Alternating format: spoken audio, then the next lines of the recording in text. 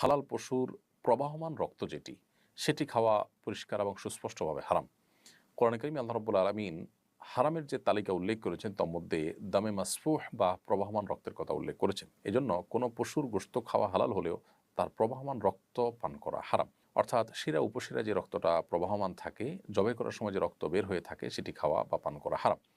এর বাইরে হালাল পশুর গোশতের সাথে যে রক্ত লেগে থাকে, বিশেষ করে বারবার রান্নার আগে ধোয়ার পরও পানিতে যে লালচে ভাব থাকে সেটি খাওয়া হারাম নয়, কারণ সেটি প্রবাহমান রক্ত নয়।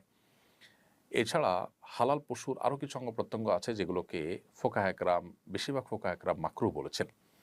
তার মধ্যে থেকে মূত্রথলি আছে, তারপর গুপ্তাঙ্গ যৌনাঙ্গ আছে, পিত্তথলি আছে এবং গোশত এবং চামড়ার মধ্যবর্তী যে মাংস গ্রন্থি আছে টিউমারের মতো উৎস সেটি, তো এগুলোকে ফোকাহে একরাম মাকরুহ বলেছেন, অন্ডকোষ খাওয়াকে মাকরুহ বলেছেন।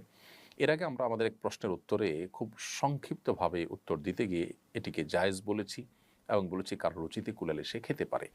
যদিও এক্ষেত্রে সংখ্যাগরিষ্ঠ ফোকাহে একরামের মত যেহেতু মাকরু, এজন্য আমাদের আগের সে বক্তব্যকে আমরা এক্সপান্স করছি এবং এটি সঠিক যে এটি মাকরুহ। যদিও আরবুল আমাদের কেউ কেউ এটাকে জায়েজ বলেছেন, কিন্তু নাজায়েজ বা মাকরুহ বলার পাল্লাটাই ভারী।